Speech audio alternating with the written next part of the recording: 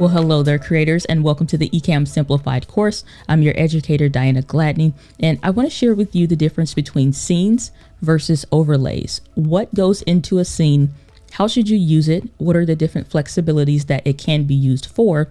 And how does that differ from overlays? This is a question that people that are new to Ecamm tend to get a little confused or not sure how these two will work. I like to describe the difference between a scene versus an overlay, similar to a book. If you think about a book, it has an exterior cover and it has the pages on the inside with the story, obviously the words, and the very fine details or the points on the inside. This is a bit of what that relationship would be like between scenes versus overlays. A scene is what's going to hold the overall structure of what you intend to use it for. So let's say you have a countdown timer. That is what that overall scene would be called and how you would choose to use it. Whereas with the overlays panel, these are the details of the things that you want within that scene, our fine details, our story, the different pages and parts of the book. So let's take a look at my Ecamm and I'll show you some of the things that go into my scenes and how I use them and how you can begin to use them, not just for live streaming, but recorded content as well as those fine detail points that you can put in your overlays. Let's start off by going down to some of the icons that you'll always see available in your scenes panel. If you ever need to open this and find this, you'll come up here to the scene drop down area and select show scenes window. You can do the same for the overlays by coming over here to the overlays drop down and selecting show overlays window, and that will populate these boxes for you. When we come down here to these icons, the first one is going to be the ability to open and have a new scene. Just go ahead and click on that and it will ask you what do you want to name it by highlighting it, and you'll see that this box is now available for typing. Let's go ahead and call this only me, or for me, I like to call it just me, but you can name it whatever you like. If you have specific people that you use that will be joining you for your live streams or for your video content, you can go ahead and rename this themselves, but we'll call this just me with a plus symbol and hit enter, and that will save it. If you ever want to rechange the name, just double click on the name and you'll go back to the ability to change that as well. Now that we have this one scene available here, if we come down here to these two double boxes, this will duplicate or copy that one so we can click on it and it will make another one. It'll say copy of whatever that scene name is. If you ever need to delete something and you know that this is an error or you don't actually want this particular scene or setup anymore, you'll see that this delete icon is here with a trash can. If you delete it, it'll ask you, do you want to get rid of it? You can say yes, and then it won't be available anymore. When we come down here to our folder system, this will allow us to start a new folder or a new group. By doing so, it'll also give you the ability to name this. So we'll call this the live show setup just for this demonstration.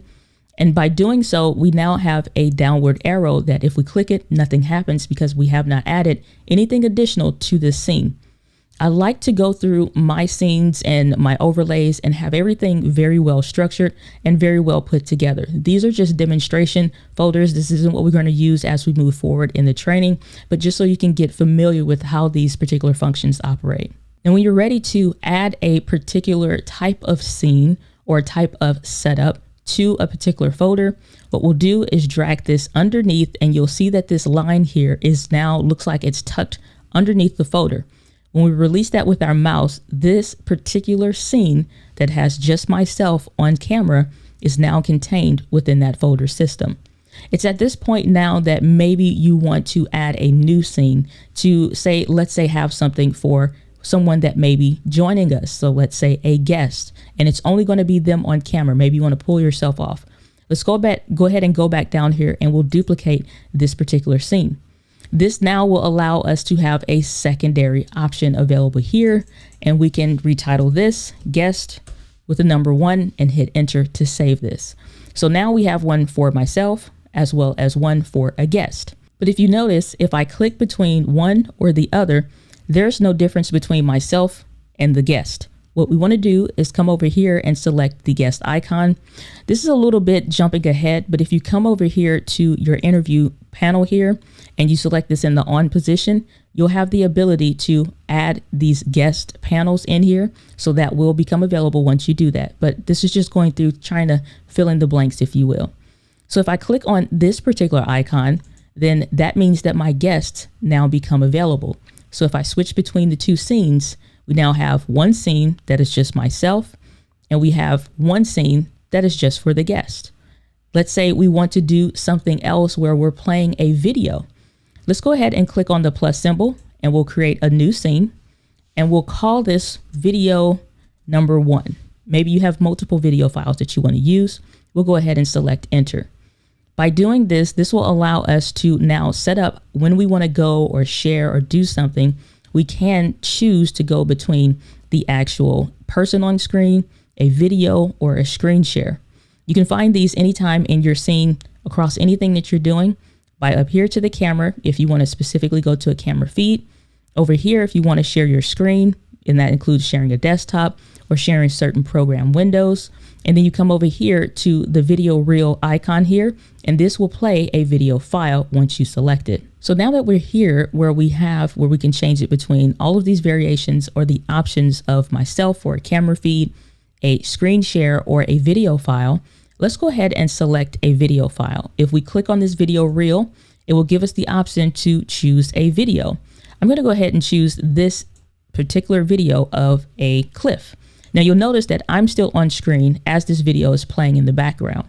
To remove myself, what I can do is come up here to this picture and picture icon, and this will hide me or the other camera source available here. There's a couple other icons that you can get familiar with when you're doing things with your video files, such as to share the sound or to mute the video file. There's a drop down arrow here that will allow you to control what happens when the video reaches the end of its play history here. And then you have your basic video controls as well as the volume. Let's go ahead and choose to loop this so we don't have to worry about the video stopping on us. Now let's go back to our Just Me scene. And now you can begin to see how things are coming together. So if I had a live show and I want it to be between myself, and then maybe I bring it on a guest speaker for a bit, then I come back to myself, and then maybe we play a video or we want to do commentary over it.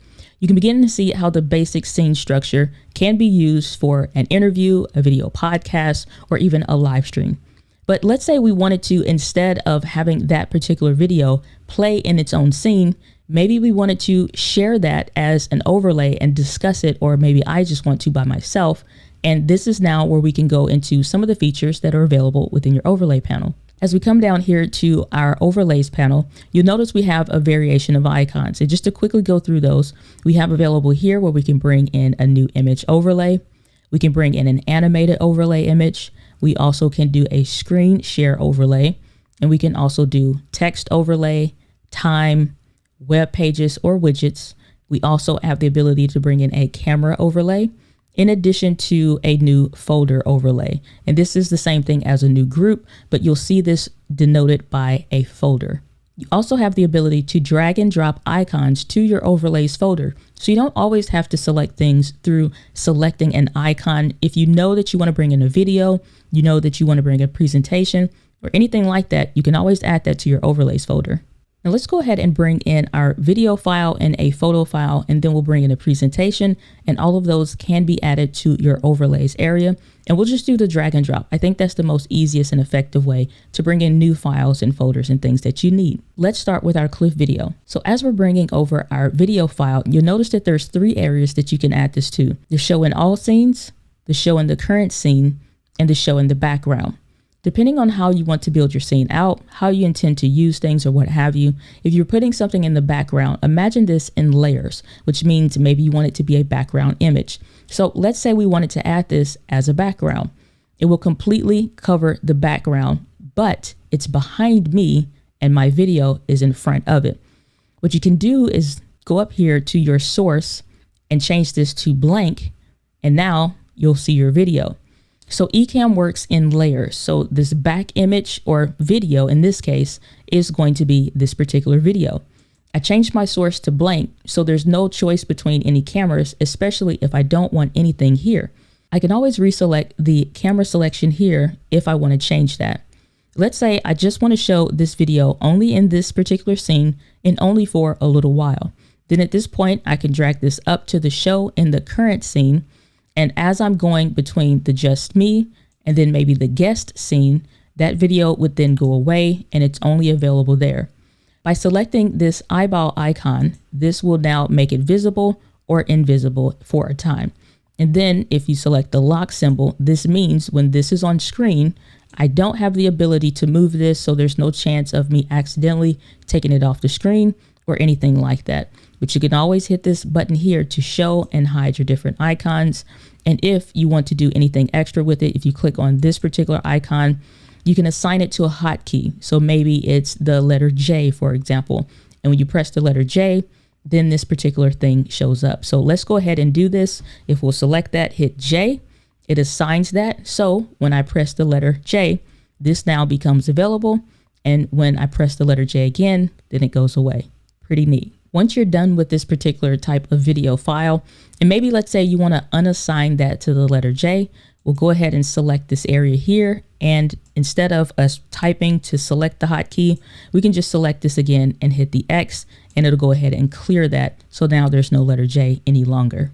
If we move this particular video file or any other files that we have within our overlay to the show in all scenes area, this video is now available in any of the scenes that we go through. So maybe this may be a lower third, a website, or something like that. Any of the options from your text, photos, PDFs, or any kind of presentations or anything like that that you would be able to put in your overlays panel, this now would be something that is available in all scenes when you have it selected in this area. But let's keep with our example and move this back down to the show and current scene. Let's bring in a presentation. There's two different ways that you can bring in presentation within Ecamm Live in your overlays panel. You can bring this in as a PDF file where you can go from slide to slide successfully, pick up where you left off at and things like that. Or you can bring in those individual images and make them visible by hiding them or showing them using the eyeball icon. For our purposes, we'll go ahead and bring this in, and we'll also leave this within the show in the current scene. When we release it, it'll become available. Now, before you select the lock symbol, you can always use the scroll wheel on your mouse or push and pull the edges and the corners of your presentation and do that. So let's say I just wanted to show a couple slides while I'm here on screen. You can go ahead and do that here. If you want to, you can press and hold the Option key and you can resize that. It will cut it off and things like that if you want. But for now, we'll just keep it very, very simple. But if you have a full presentation that you want to have on the entire screen, we can go ahead and extend this out. And you'll see down here, it says page 1 of 52. And I could go through my actual presentation slide by slide and start going into the details of the things that I want to discuss for this presentation. And then I can click on the eyeball icon to put that away for just a moment. And then when I'm ready to resume my presentation, I can go ahead and select that eyeball icon and go back into my presentation. This is a very simple way to go through your presentation without having to add your presentation to a particular scene where it just has to stay there and you're going back and forth. You literally can just have one scene that shows the images, the videos, or any photos that you want to share within that particular scene. You don't need to do much, but we haven't done a photo just yet. So let's bring one in. As we bring in our photo here, we'll put this into the show in the current scene. We'll also have the ability to resize this, reposition that wherever we prefer. And if we don't want that photo to move, because if we slide it off the screen, it didn't delete, it just went into a hide mode. To make that reappear, we would hit this eyeball symbol to show this again.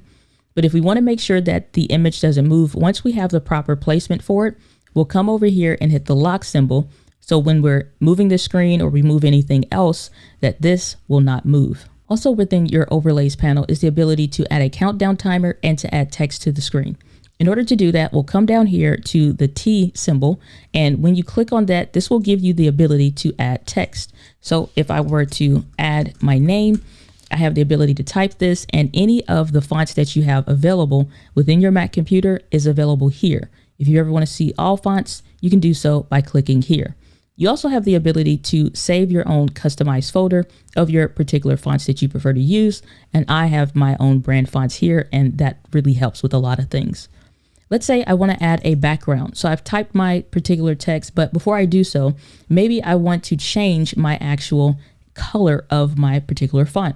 You'll have your specific brand fonts or any colors that you tend to use a lot here within this particular panel. Let's say I want to change this to a gold color. And then once I'm done with that, I can exit out. Now I already have this highlighted here, but you can re-highlight this area as well. If I select the background, this will allow a background text to be here. Now, this may be fine for you. You can choose if you want to add any kind of shadow effects or anything to your particular text. It can be a light glow, or you can actually turn this off by deselecting the effect window. You can also change the fonts and everything here, so feel free to play around with those also. Click on the add button here, and we'll see that this text now is available on the screen. We can add this as, let's say, a lower third, and you can drag and drop and pinch and zoom the particular sides if you want to realign or adjust anything. But let's say we want to add a little bit of motion to this. We can actually just double click on this, and this will pull back up our edit text overlay box. And we maybe want to, let's say, have this fly in from the right. That means it's going to have added motion that comes in here. And maybe let's say we want to change our corners. You can adjust your corner radius of your box to make it a bit more round, or go further to the left and make it a bit more square. You can also adjust the margin to increase that particular box size or decrease it a little bit there. You can also change the border width in order to go and see nothing, go further left, and to see more of a border, go further right. Let's say that you want to have this here, and you can change that color by changing it to anything that you prefer, and then select X when you're done. And if that's what you like, then you can go ahead and hit save. From here, we can go ahead and deselect it by selecting the eyeball to hide it, and we'll see that that flies off the screen. Now, if we reselect that, then we can see that it flies back on. You can always change this by double clicking on this, and let's say we want this now to fly in from the top. We'll click on save to save our changes. And then when we hide it, it'll go back up, and we reappear, it comes back down. To lock this effect in place, we'll go ahead and hit the lock symbol so that actually doesn't move at all. And when you're ready to make this go away, you can go ahead and click the hide icon, and that will be hidden. But if you don't want to make sure it's hidden, you can just leave it available so that it's always visible. Let's go through and see what happens when we add in a timer. This doesn't necessarily have to be a countdown timer.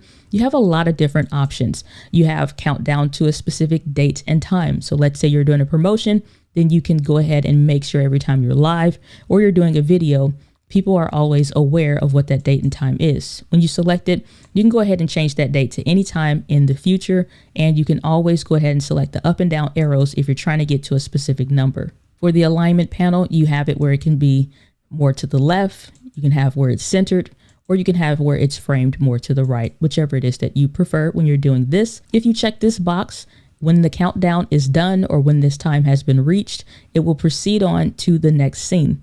We're not quite ready for that just yet, so we'll leave that there. We can also have this as a particular clock, and that's really neat when you're doing any kind of live presentations and you want to keep an active clock on the screen. Last one is a stopwatch, and this is going to make it really fun if you're ever doing any kind of games or anything like that. Deselect the auto start if you want to make sure that you can manually control when this starts and stops. Most people prefer to use a countdown timer for a specific amount of allotted time. And to change that, you can just go over here and select whatever hours, minutes, and seconds that you prefer. You must hit the add button in order to save your changes. Once you do that, you can reposition this in wherever area that you like and put this, let's say, here. And if we want to lock this into position, we'll need to select our lock icon. And now this won't move no matter how we move it. And you can hit the play symbol when you're ready to start that countdown timer, or you can hit this symbol here and this will start it over for you. If at any time you want to get rid of this, you would just hit the hide icon, and this will help you tremendously. But let's go ahead and remove our text and our countdown timer so we're not distracted by those. To remove anything that you no longer want to use, you would just hold down the command button on your keyboard and then select with your mouse all of the different options that you want to remove. Then come down here to hit your trash can symbol, and those options are gone. You can always re-add them if you prefer, or if you go back up here to the text screen, whatever it is the last design that you were using will still be available. Your scenes and overlays are some of the most powerful tools that you'll experience within Ecamm, because it's mostly what you're going to use to create different scenes and add different assets that you want to use within any of your different photo or video files. Depending on what kind of content you want to create, and truly build out anything that you can think of, pretty much all inclusive within Ecamm Live. Let's move over into our next lesson, and we'll continue to expand on your current knowledge of scenes and overlays. Feel free to test and try any images or photos or videos that you have if you choose to use them.